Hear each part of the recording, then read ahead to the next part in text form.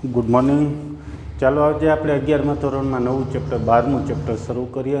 Chapter છે ત્રિપરિમાણી ભૂમિતિનો પરિચય. આમ તો 12મા ધોરણ માટે પાયાનું ચેપ્ટર કહેવાય છે. 12મા ધોરણમાં એવું એક ચેપ્ટર આવે છે ત્રિપરિમાણી ભૂમિતિ, 3 ડાયમેન્શનલ જ્યોમેટ્રી.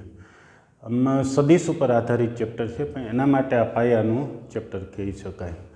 આ ચેપ્ટરમાં શું આવે છે એ પહેલાં આપણે દ્વિપરિમાણી ભૂમિતિ સમજી લઈએ. દ્વિપરિમાણી ભૂમિતિ એટલે કે સમતલ કહેવાય. દ્વિપરિમાણી ભૂમિતિ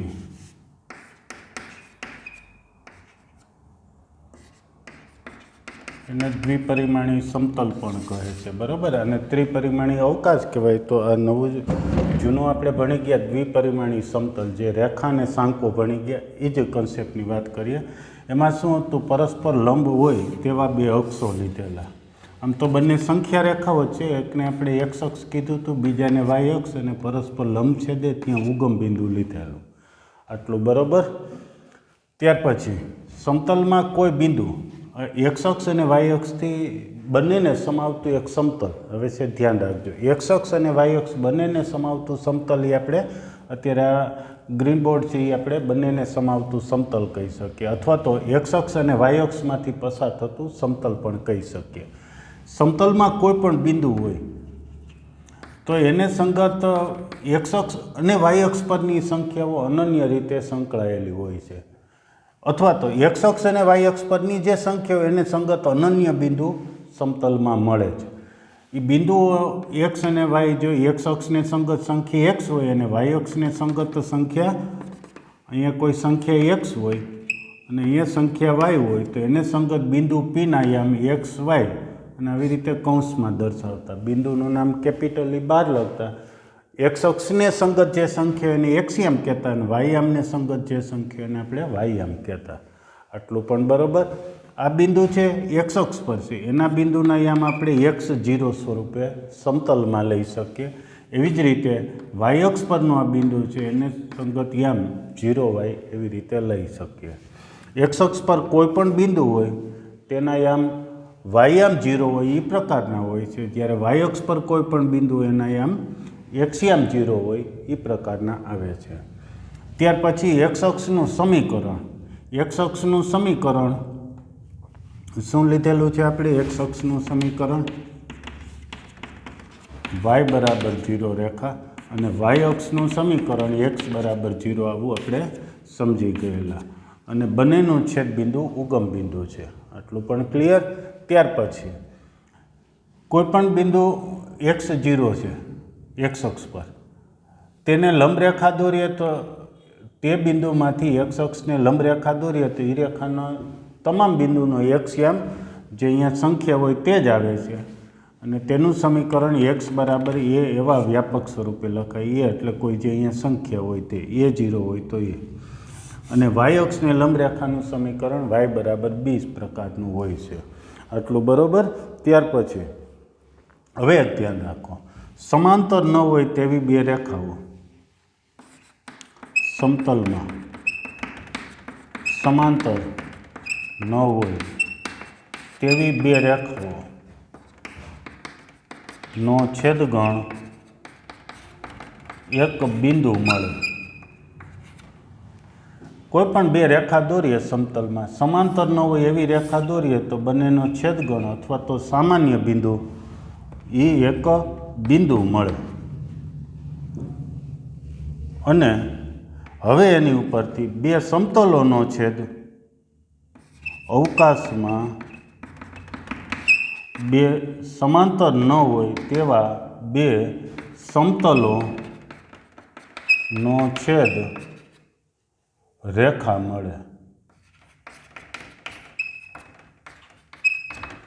જેમ કે આ એક આપણું સમતલ છે, બોર્ડ છે, એક સમતલ લઈએ, બીજું સમતલ કોઈ હજી લઈએ, તો બંને છેદે છે ત્યાં શું મળશે? એક બિંદુ નહીં પરંતુ એક રેખા જોવા મળે. બરાબર છે. ધારો કે એક સમતલ, બીજું સમતલ આમ લઈએ છીએ, સમક્ષિતિજ સમતલ લઈએ, તો એ બંને જ્યાં છેદે છે ત્યાં એક રેખા મળે. બે રેખા છેદે ત્યાં એક બિંદુ મળે. બે સમતલો છેદે તો એનો છેદ છે એ એક રેખા મળે.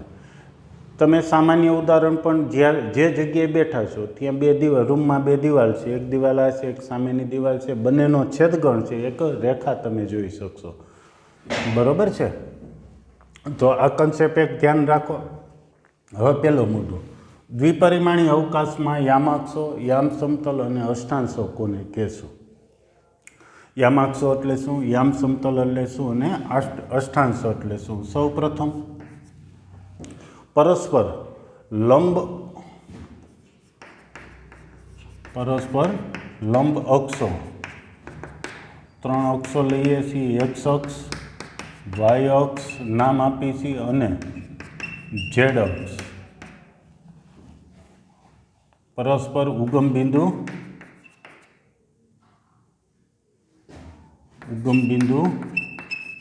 નામ આપીએ છીએ ઓ, ઓમાં છેદે છે. ત્રિપરિમાણીય અવકાશમાં પરસ્પર લંબ અક્ષો એક્સ અક્ષ, વાય અક્ષ અને ઝેડ અક્ષ લઈએ તે પરસ્પર ઉગમ બિંદુ ઓમાં છેદે છે. આ અક્ષોને આપણે યામાક્ષો કહીશું.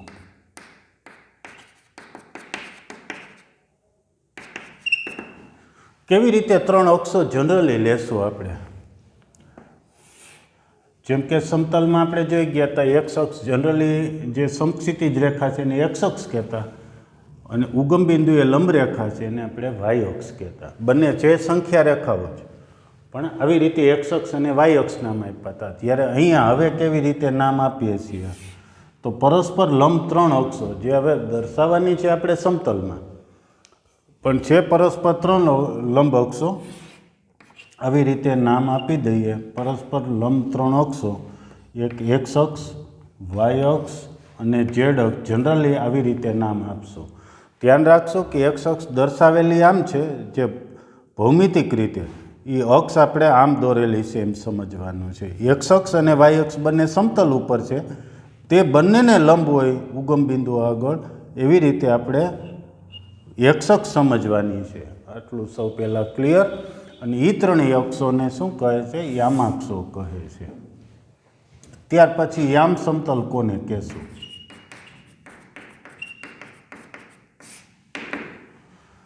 તો જે એક્સ અક્ષ આમ કહીએ છીએ, સમજીએ તો એક્સ અક્ષ અને વાય અક્ષ બંનેને સમાવતું એક સમતલ મળશે. એક્સ અક્ષ આવી રીતે છે, એક્સ અક્ષ અને વાય અક્ષ બંનેને સમાવતું, અથવા બીજી રીતે કહીએ તો એક્સ અક્ષ અને વાય અક્ષ બંનેમાંથી પસાર થતું હોય એવું સમતલ.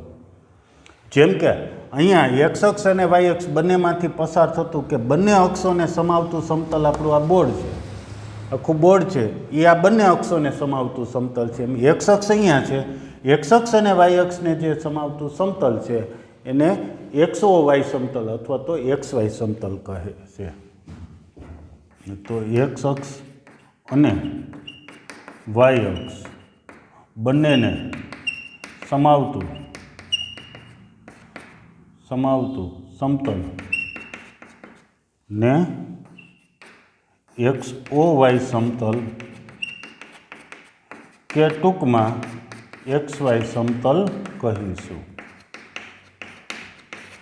જ્યારે XY સમતલ કહીએ એટલે એમ સમજી લેવાનું કે એક્સ અક્ષ અને વાય અક્ષ બંને તે સમતલ ઉપર આવેલા હોય તેવું સમતલ છે. તે જ રીતે વાય અક્ષ અને ઝેડ અક્ષ બંનેને સમાવતું સમતલ છે, બંનેને સમાવતું સમતલ, એને આપણે YOZ સમતલ કે YZ સમતલ કહીશું. અને હજી આવી જ રીતે એટલે કે ફરીથી વાય અક્ષ અને ઝેડ અક્ષ બંનેને સમાવતું સમતલ એટલે વાય અક્ષ પણ આવી ગઈ હોય, ઝેડ અક્ષ પણ આવી ગઈ, બંનેને સમાવતું સમતલ એટલે કે અત્યારે બોર્ડ છે, તે સમતલને આપણે શું કહીએ છીએ? YZ સમતલ અથવા તો આખું નામ YOZ સમતલ કહેવાય. એવી જ રીતે એક્સ અક્ષ અને ઝેડ અક્ષ બંનેને સમાવતું સમતલ, એક્સ અક્ષ હવે આપણી પાસે આવી રીતે છે, જ્યાં એક્સ અક્ષ દોરેલી છે તે આવી રીતે બંનેને સમાવતું સમતલ એટલે એક આવી રીતનું એક સમતલ મળે છે. સમતલ એ સમતલને આપણે YZ XZ સમતલ કહેશું. અને ઝેડ અક્ષ અને એક્સ અક્ષ બંનેને સમાવતું સમતલ હોય તેને આપણે ઝેડ ઓ એક સમતલ કે ઝેડ એક સમતલ કહેશું.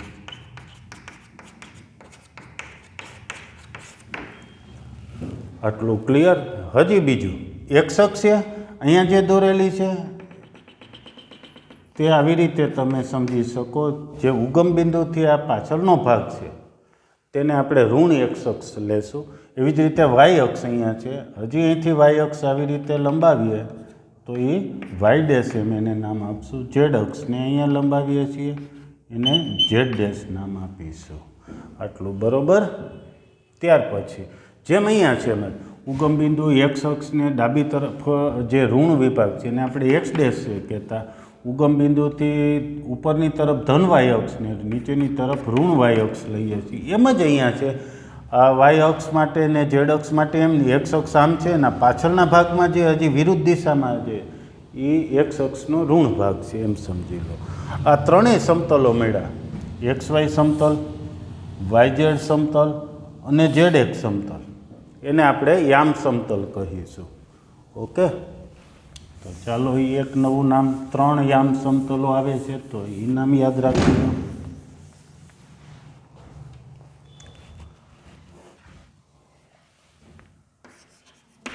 આ ત્રણેય સમતલ ક્યાં ક્યાં ત્રણેય સમતલો? એક્સ વાય સમતલ, પછી વાય ઝેડ સમતલ અને ઝેડ એક્સ સમતલ ને યામ સમતલો કહે છે.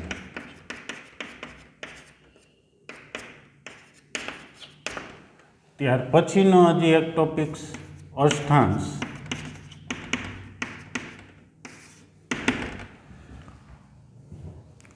ત્રીજો ટોપિક હજી આમાં અષ્ટાંશ. જેમ દ્વિપરિમાણી ભૂમિતિમાં 4 ચરણ કીધા હતા. એક્સ અક્ષ અને વાય અક્ષ એ સમતલનો 4 ભાગમાં વિભાજન કરે છે.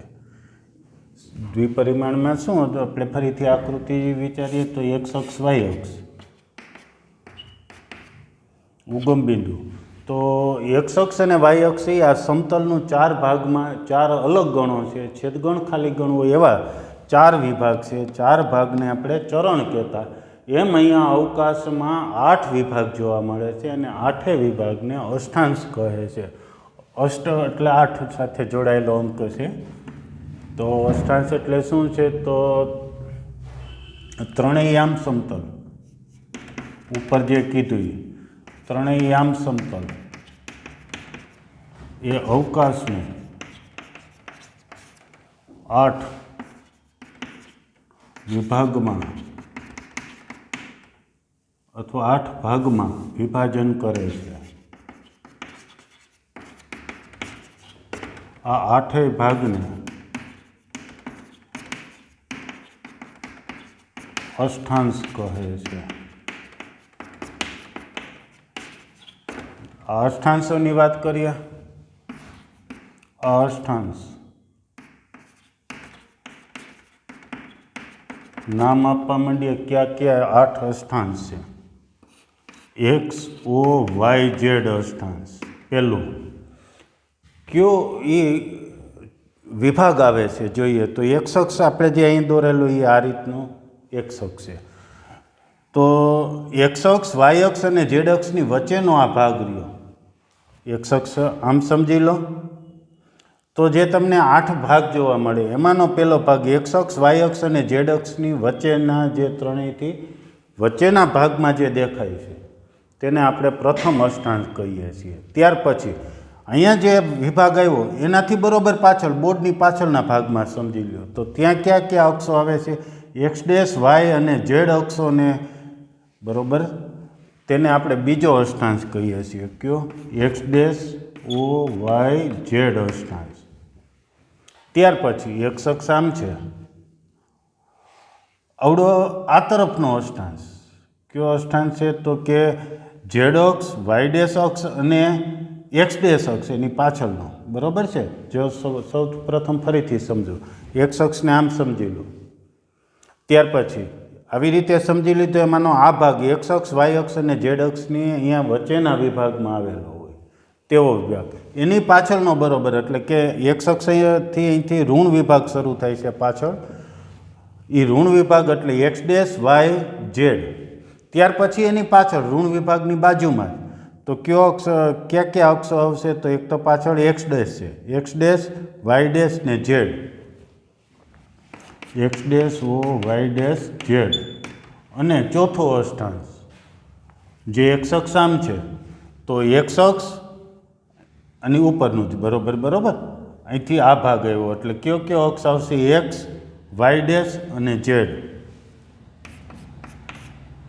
X O Y dash z આ ચાર અષ્ટાંશો અહીંયા એક્સ અક્ષની ઉપરના ભાગમાં થયા એમ સમજી લો કે સરળતાથી સમજવા માટે કે એક તમારે જે રૂમમાં બેઠા છો એની બાજુનો રૂમ એની પછી ઓલી બાજુ રૂમ ને અહીંથી એક પાછળનો રૂમ 4 રૂમ બેઠા છો તો એ ચારેય રૂમને એક અષ્ટાંશ કહી શકો જેમાં વચ્ચેનો જે ચારેય રૂમને સાંકળતી એક કોમન જે એક રેખા જેવું મળે તેને આપણે ઝેડ અક્ષ એમ સમજી લો તો ઝેડ અક્ષની ચારે બાજુએ આવી રીતે એક રૂમ છે કમ્પાર્ટમેન્ટ છે એ ચારેય વિભાગોને 4 અષ્ટાંશ કહેવાય એવી જ રીતે એ આ ચારેયની નીચે હજી ધારો કે હજી એક નીચે માળ છે આપણે ઊભા છીએ બેઠા છીએ ત્યાંથી બરોબર નીચેનો રૂમ તો જે અત્યારે હું ઊભો છું એની જ બરોબર નીચેનો રૂમ એમ સમજી લો તો ત્યાં શું આવે છે આ અક્ષ આવી ગયો અહીંયા જે પહેલો અષ્ટાંશ કીધો હતો એની બરોબર નીચે એટલે કયો અક્ષ આવશે એક્સ અક્ષ વાય અને ઝેડ ડેશ ટૂંકમાં અહીંયા હવે ઉપર બધે ઝેડ હતા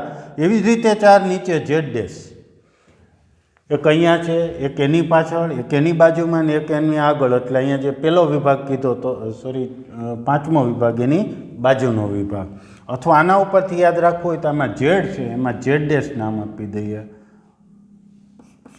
x O Y Z dash X dash O Y Z dash આમાં છે ને એમ ઝેડને બદલે ઝેડ ડેશ મૂકવા માંડીએ X dash O Y dash Z dash અને X O Y dash Z dash છે બરાબર થોડું આ વસ્તુ સમજવા માટે તમારે ત્રિપરિમાણી ભૂમિતિમાં વિચારો તમે તે જગ્યાએ બેઠા છો જે રૂમમાં બેઠા છો એક જે ખૂણો છે ને એક્સ અક્ષ સમજી લ્યો બીજા ખૂણાને વાય અક્ષ અને ઊભો ખૂણો છે ને ઝેડ અક્ષ સમજી લ્યો ખૂણો એટલે બે સમતલનો જે છેદ રેખા મળે એને ઝેડ અક્ષ સમજી લ્યો તો તમે જે બેઠા છો જે રૂમમાં એ પ્રથમ કમ્પાર્ટમેન્ટ કહેવાય પ્રથમ અષ્ટાંશ કહેવાય એની પછીનો છે એ બીજો અષ્ટાંશ એની પાછળ આવેલો એ ત્રીજો અષ્ટાંશ અને અહીંયા જે રૂમ છે એની પાછળ બરોબર રૂમ છે એને ચોથો અને એવી જ રીતે 4 હજી નીચે જે આપણે ઋણ ઝેડ અક્ષ કહીએ છીએ એ તરફના એટલે અહીંયા પહેલાં 4 લખ્યા છે એની જ નીચે બીજા 4 લખ્યા છે તમે પણ નોટમાં આ રીતે લખજો આ 4 એની નીચે 4માં શું છે ખાલી આ 4 છે એની જેવું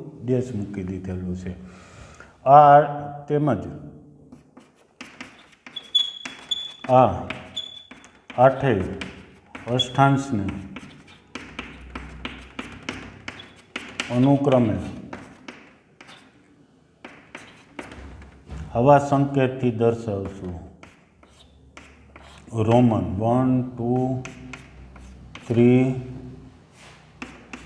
4 એવી રીતે 8મો અષ્ટાંશને શું કહેશું આવો સંકેત રોમન અક્ષર વડે દર્શાવીશું બસ ત્રિપરિમાણી ભૂમિતિમાં આટલો એક કોન્સેપ્ટ સાવ ક્લિયર કરી લેવાનો કોને યામાક્ષો કહે છે તો 3 અક્ષો છે એક્સ અક્ષ વાય અક્ષ ઝેડ અક્ષ એને યામાક્ષો કહે છે પછી યામ સમતલ તો એક્સ અક્ષ અને વાય અક્ષને સમાવતું સમતલ એ એક્સ વાય સમતલ વાય અક્ષ અને ઝેડ અક્ષને સમાવતું એટલે કે બંને અક્ષોમાંથી પસાર થતું એટલે કે અત્યારે આ બોર્ડ દેખાય છે એ વાય ઝેડ સમતલ કહેવાય એક્સ અક્ષ અને ઝેડ અક્ષને સમાવતું આમ સમતલ મળે એને એક્સ ઝેડ સમતલ કહેવાય આ ત્રણેયને યામ સમતલ કહેવાય અષ્ટાંશ ત્રણેય અક્ષો છે એ અવકાશનું 8 ભાગમાં વિભાજન કરે અને અષ્ટાંશ કહેવાય જેમ કે સમતલની વાત કરીએ તો એક્સ અક્ષ અને વાય અક્ષ સમતલના 4 ભાગમાં વિભાજન કરે આ પહેલું ચરણ આ બીજું ચરણ એવી રીતે ત્રીજું ચરણ ને અહીંયા હવે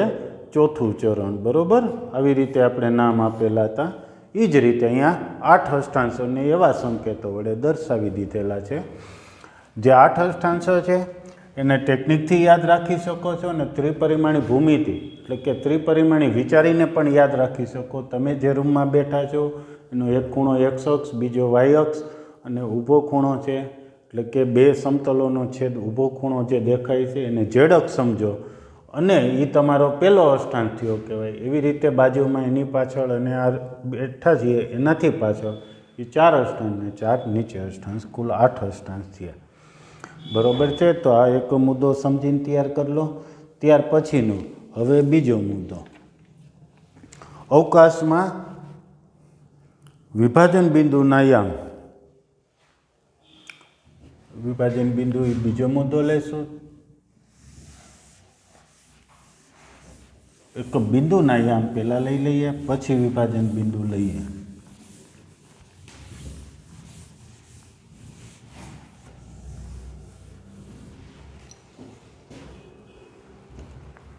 બીજો મુદ્દો, અવકાશમાં બિંદુના યામ. આવો જ મુદ્દો આપણે યામ ભૂમિતિમાં આવી ગયા હતા, સમતલમાં બિંદુના યામ. તેમાં કોઈ બિંદુ હોય, એક્સ અક્ષને સંગત સંખ્યા એક્સ અને વાય અક્ષને સંગત સંખ્યા વાય હોય તો બિંદુના યામને આપણે એક્સ વાય એમ કૌંસમાં લખતા. એમ અવકાશમાં બિંદુના યામ કેવી રીતે લખશું એ એક મુદ્દો સમજી લઈએ. તો સૌ પ્રથમ ત્રિપરિમાણી ભૂમિતિમાં જે આપણે દર્શાવીએ છીએ એ રીતે દર્શાવી દઈએ.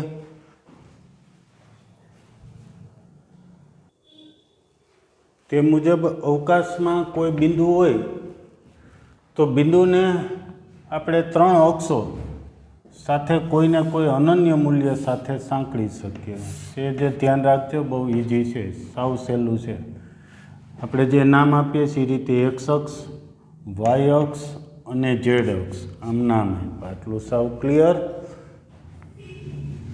ત્યાર પછી અવકાશમાં કોઈ બિંદુ લઈએ. થોડું ધ્યાન એ રાખવાનું છે કે એમાં આપણે દર્શાવશું કઈ રીતે. જે સમતલમાં દર્શાવવું વધારે ઇઝી હોય, ધારો કે સમતલમાં એક્સ અક્ષ વાય અક્ષ લીધા, કોઈ બિંદુ પી, તો પીના યામ એક્સ વાય એમ દર્શાવતા. એક્સ એ પી એક્સ અક્ષ પર લંબ દોરીએ, એક્સ અક્ષ પર જે સંખ્યા આવે એને સંગત એક્સ યામ છે. વાય અક્ષ ઉપર લંબ દોરીએ, ત્યાં જે સંખ્યા આવે એને સંગત બિંદુ પીનો વાય યામ છે. એક્સ યામ અને વાય યામથી બિંદુ પીના યામ દર્શાવીએ છીએ. તે જ રીતે અવકાશમાં કોઈ પણ બિંદુ હોય, અવકાશમાં કોઈ પણ બિંદુ ને યામાક્ષો પરના મૂલ્ય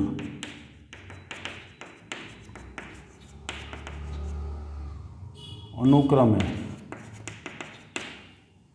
એક્સ વાય અને ઝેડ સાથે અનન્ય રીતે સાંકળી શકાય. અહીં બિંદુ પીના યામ આવી રીતે કૌંસમાં એક્સ વાય ઝેડ વડે દર્શાવાઈશું. બરોબર. અવકાશમાં કોઈ પણ બિંદુ પી લઈએ તો જ્યાં ક્યાંય બિંદુ છે, એક્સ અક્ષને આમ સમજી લ્યો, ધારો કે બિંદુ અહીંયા છે તો એ બિંદુ એક્સ અક્ષથી પણ કંઈક અંતર દર્શાવે છે, વાય અક્ષથી પણ કંઈક અંતર દર્શાવે છે, ઝેડ અક્ષથી પણ કંઈક અંતર, ત્રણેયને સંગત કોઈ સંખ્યાઓ છે. એ જે સંખ્યાઓ છે એને બિંદુ પીના યામ અને આવી રીતે ક્રમમાં લખશું. હા, અનુક્રમે એ શબ્દો શું છે તો એક્સ અક્ષ વાય અક્ષ ઝેડ અક્ષ એમ ક્રમમાં સમજી લેવાનું. એક્સ અક્ષ વાય અક્ષ અને ઝેડ પરના મૂલ્ય અનુક્રમે એક્સ વાય ઝેડ છે. એક્સ અક્ષ પર મૂલ્ય ક્યાંય એક છે, વાય અક્ષ પર મૂલ્ય વાય છે અને ઝેડ અક્ષ પર મૂલ્ય ઝેડ છે. તો એ ત્રણેયને સંગત જે બિંદુ અહીંયા મળે છે એ બિંદુના યામ એક્સ વાય ઝેડ એવી રીતે દર્શાવીશું. દર્શાવવું સાવ સહેલું છે. 1 મિનિટ જો સમજી લ્યો.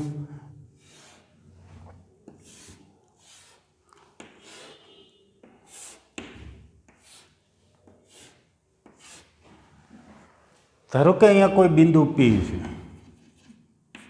બિંદુ પીના યામ નક્કી કરવા. બિંદુ પી એટલે સમજો એક્સ અક્ષ આમ છે ને, બિંદુ એકચ્યુઅલી અહીંયા એક્સ અક્ષ આમ છે ને, અહીં એક બોક્સ ગોઠવેલું છે, લંબચોરસ બોક્સ. એ લંબચોરસ બોક્સના એક ખૂણા પર આવેલું બિંદુ ઈ પી છે. બરાબર. એક્સ અક્ષ આમ છે ને, ત્રણેય ખૂણાને અડતું એક બોક્સ આપણે અહીંયા મૂકેલું છે પ્રથમ અષ્ટાંશમાં. અત્યારે સમજવા પ્રથમ અષ્ટાંશ લઈએ છીએ. તો શું હવે છે, ધારો કે OA બરાબર એક્સ, OB બરાબર વાય અને OC બરાબર ઝેડ છે. શું છે OABC? સેજ ધ્યાન રાખજો. હવે અવગમ બિંદુઓ, અહીંયા બિંદુ એક્સ અક્ષ પરનું બિંદુ એ OA અંતર એક્સ લીધું છે, તો એના યામ x0 એમ લઈ શકીએ. એક્સ યામ 1 છે અને વાય યામ ઝેડ યામ 0, જેમ કે અહીંયા દર્શાવતા એક્સ યામ એક્સ ને વાય યામ 0. ઝેડ યામ તો હતો જ નહીં સમતલમાં, અવકાશમાં ઝેડ યામ પણ આવે છે ને, એ 0 છે. પછી O થી B સુધીનું અંતર વાય છે, O થી B સુધીનું. ધારો કે અહીંયા બિંદુ B છે. હવે એ વાય અક્ષ પર છે, એટલે વાય અક્ષ પરના બિંદુના યામ આપણે આવી રીતે લેશું, કારણ કે ત્યાં એક્સ અક્ષ અને વાય અક્ષને સંગત સંખ્યા 0 છે, વાય યામ માત્ર વાય છે. પછી OC બરાબર ઝેડ લીધું છે. આ OC બિંદુ C છે, Cના યામ ઝેડ યામ ઝેડ છે. આવી રીતે સમજો તો ઝેડ યામ ઝેડ છે, એક્સ અને વાયને એના સંગત મૂલ્ય 0 છે. ત્રિપરિમાણીય આકૃતિ નજર સામે રાખવી જ કોઈ, બરોબર, સમજવા માટે. એમ સમજી લો કે આ એક આપણે તળિયું છે બોક્સનું, આ તળિયાની ઉપર ટોપ છે.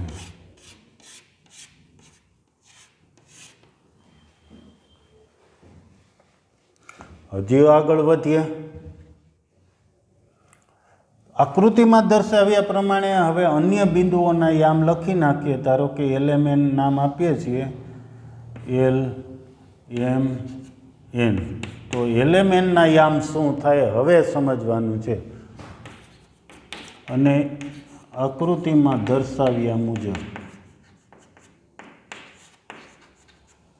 બિંદુ Pના યામ XYZ થાય. જો અહીંથી O થી અંતર x, પછી O થી B નું અંતર y લઈએ છીએ, O થી C નું અંતર z, તો ત્રણેયથી જે અહીંયા એક બિંદુ આવે છે, ત્રણેયને સંગત સંખ્યા, એ બિંદુ Pના યામ XYZ થાય. LMNના યામ આકૃતિમાં દર્શાવી દઈએ છીએ, અહીંયા લખતા નથી. તો L બિંદુ ક્યાં આવેલું છે? તો ફરીથી એક્સ અક્ષ આમ છે, એક્સ અક્ષ અને વાય અક્ષને સમાવતું સમતલ, તેના પર બિંદુ L છે. એટલે કે Pમાંથી XY સમતલ પરનો લંબ, બિંદુ Pમાંથી XY સમતલ પરનો લંબપાદ Lના યામ શું થાય? તો XY સમતલ ઉપર છે વાય યામ 0, ઝેડ યામ 0, અને એક્સને સંગત સંખ્યા 1 છે, વાયને સંગત સંખ્યા ઝેડ છે, અને બિંદુ L અહીંયા આવે છે. એટલે XY0, જેમ કે અહીંયા એક્સ અને વાયને સંગત બિંદુ PXY છે, એવી જ રીતે અહીંયા L બિંદુ છે, L બિંદુના યામ XY0 થશે. M બિંદુ ક્યાં આવેલું છે? તો કે YZ સમતલ પર. બિંદુ Pમાંથી YZ સમતલ પરનો લંબપાદ એમના યામ શું થાય? તો YZ સમતલ ઉપર છે, YZ સમતલ ઉપર છે x યામ 0, અહીંયા x અક્ષ છે ને YZ સમતલ ઉપર બિંદુ છે, એટલે xને સંગત મૂલ્ય ધનય નથી, પાછળ ઋણય નથી, એને સંગત મૂલ્ય 0.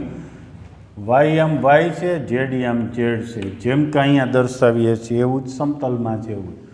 અને ZX સમતલ પરનો લંબપાદ n ખાલી જગ્યા શું થશે? તો nના યામ, તો કયા સમતલ ઉપર છે? તો એક્સ અક્ષ આવી રીતે, આના પરનું બિંદુ n છે, બરોબર. બોક્સ અહીંયા રાખશો ખૂણામાં તો n અહીંયા આવે છે. તો n છે એ XZ સમતલ ઉપર છે, તો એનો y યામ આપણે 0 લખશું. એટલે x0y આવું બિંદુ n મળ્યું. ઓકે. અને બિંદુ Pના યામ XYZ થાય. યામ પદ્ધતિ વ્યવસ્થિત સમજી લેજો. ત્રિપરિમાણી ભૂમિતિ તે આપણે સમજવા માટે આકૃતિનો ઉપયોગ કરવો પડે, આકૃતિ પણ સમતલમાં દોરવી પડે અને સમજવાનું છે ત્રિપરિમાણી. આપણે 8 અષ્ટાંશોના હવે મૂલ્યો સમજી લઈએ. યામાક્ષો અને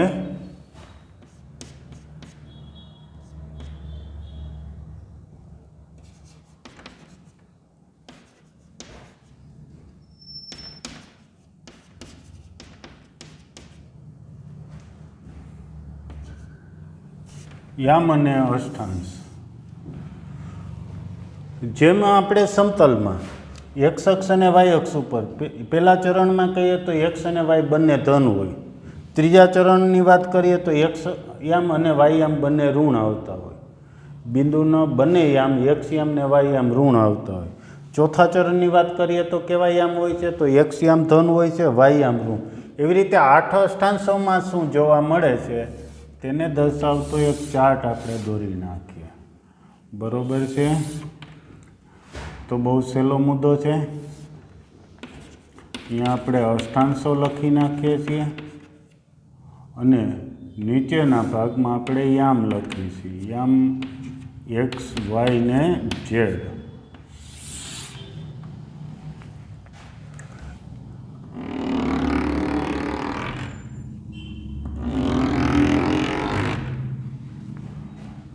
ચાલો, પ્રથમ અષ્ટાંશ એટલે આપણે જે આવા સંકેતથી દર્શાવીએ છીએ. બીજો અષ્ટાંશ, ત્રીજો અષ્ટાંશ, ચોથો, એવી રીતે એક છેલ્લો હું લખું છું, તમે બધા લખી નાખજો. છેલ્લો એટલે 8મો અષ્ટાંશ. વચ્ચેના 3 તમે પૂરા કરી દેશો. બરોબર?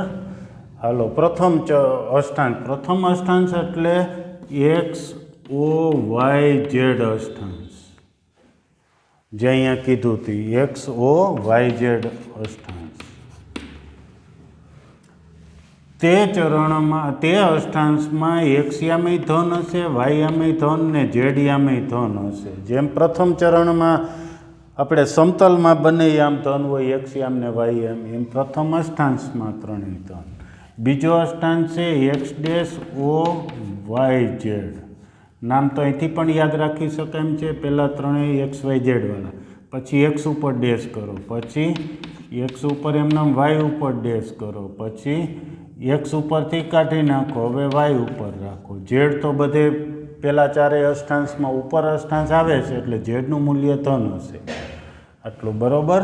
અને છેલ્લા અષ્ટાંશની વાત કરીએ તો છેલ્લો અષ્ટાંશ છે, હા, પછી ચારેય અષ્ટાંશ છે અહીંયા ઝેડ ઉપર ઝેડ ડેશ મૂકી દેશો, ઝેડ ઉપર ડેશ મૂકી દો એટલે બીજા 8 અષ્ટાંશ થઈ જાય, એટલે કે x O Y dash z. હા, હવે ક્યાં ધન ઋણ આવે તો ડેશ છે એ ઋણ વિભાગ દર્શાવે છે અક્ષનો, કે જે ઓથી એક્સ ડેશ સુધી વાત કરીએ તો બધા એક્સ યામ એમાં ઋણ હોય, એટલે કે એક્સ યામ ઋણ હશે, વાય અને ઝેડ ધન હશે. અહીંયા એક્સ અને વાય ઋણ, ઝેડ યામ ધન. પહેલાં ચારેયમાં ઝેડ યામ ધન જ હશે. તેવી જ રીતે હજી અહીંયા છેલ્લા અષ્ટાંશની વાત કરીએ તો એક્સ ધન હશે, વાય અને ઝેડ ઋણ હશે. બીજા અષ્ટાંશોની સાથે સાથે વાત કરી દે, અહીંયા નામ લખેલા જ છે, તો શું હશે? એક્સ અને ઝેડ ઋણ અને વાય ધન. એની પછીનું ચોથું એક્સ વાય ઝેડ ડેશ એટલે ઋણ, પછી ઋણ ઋણ ધન, પછી આમાં ત્રણેય ઋણ. કયા અષ્ટાંશમાં ત્રણેય આમ ઋણ આવે છે? 7મા અષ્ટાંશમાં. 7મા અષ્ટાંશમાં ત્રણેય યામ ધન છે. પ્રથમ અષ્ટાંશમાં ત્રણેય યામ ધન છે. આ 7મા અષ્ટાંશમાં ત્રણેય યામ ઋણ છે. ઓકે, તો એક આ સંબંધ સહેજ સમજીને યાદ રાખી લો. ત્યાર પછી હવે આપણે સ્વાધ્યાય શરૂ કરીએ. નેક્સ્ટ લેક્ચરથી આપણે સ્વાધ્યાય લઈશું. ઓકે, આ મુદ્દો એક સમજીને તૈયાર કરી નાખો. સ્વાધ્યાય હવે તમે જાતે એક વખત સોલ્વ કરી નાખો. સ્વાધ્યાયના લગભગ 12.1ના બધા દાખલા આવડી જશે. આગળ જો ગણવા જશો તો 12.2 શરૂ તો કરજો. એક અંતરસૂત્ર દ્વિપરિમાણમાં જેમ અંતરસૂત્ર છે એવું જ અંતરસૂત્રનો ઉપયોગ કરશો તો 12.2 પણ આવડી જશે. ઓકે, આટલો વિડીયો એક વ્યવસ્થિત સમજીને તૈયાર કરી નાખજો. 12.1 જાતે ગણજો.